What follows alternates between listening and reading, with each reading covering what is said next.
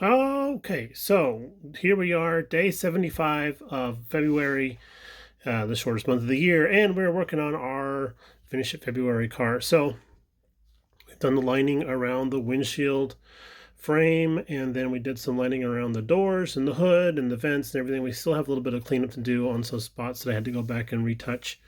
So now that this is done, I can go have my coffee for the day. Yay! So it really helps with the jitters. It's looking pretty good. I got a little bit of a touch up to do right in there, like that. And then we'll do a little bit of silver for the door handles.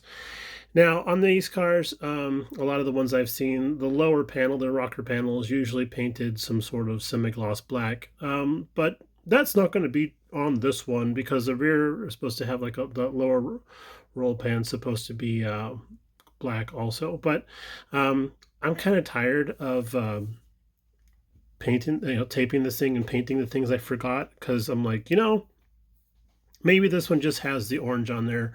So, whatever, it's not going to go into any, it's definitely not going to go to a show, that's for sure. So there we have it.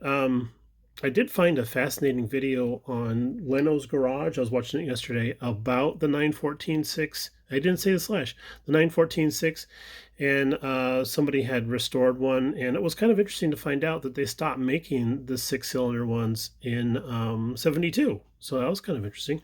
The guy had built a tribute car. It was yellow with fender flares. Very, very cool looking. I actually was a big fan of that. So I was like, man, it'd be cool if we did fender flares on this, right? And then my next thought was, shut the hell up and just finish the damn thing. So we're going to do that. So on the chassis, started painting what's supposed to be the wheel backs there silver, because we can see them a little bit through the wheels. So we're painting the faces of them silver, and then we'll go back and do the back sides of them silver so that they look sort of like a broder. And now for the cut the glass. It's still a little foggy, and that's just probably because of polishing it. But we got it. We saved it. We did dip it in some future. I did not like how that looked because there was a couple of little bits in there, and I thought, I don't know, you can't really sand future. So what do we do? So I sanded the future. I sanded the future off with some sanding sticks. I started off with like a 400 grit, so that was pretty rough. So I did a little bit of a 400 grit here and there on the spots they had the heavy specks in them.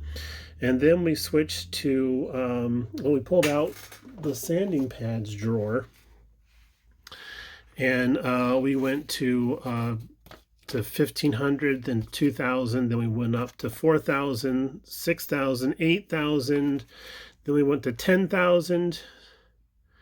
And I have to thank my buddy James over at Scale Model Experiment for giving us those bits, because saved my tuchus on that stuff. So after we finished off with that, we got out the Dremel with our product placement with our, this orange thing is driving my camera crazy. So with the rag attachment to the end there. And I gotta tell you what, man, when I fired this thing up for the first time, James was like, you need to fire it up a couple times and let the bits just fly off there. So I did, and I'm still finding these little bits of fabric everywhere. They were all over me. They were in my beard. I should have had a face shield on, but hey, it is what it is. So we got that out and then fired it up, and we used our Nova system. So 3, 2, 1, blast off. Pretty easy process, and I really do like the results compared to what we had before.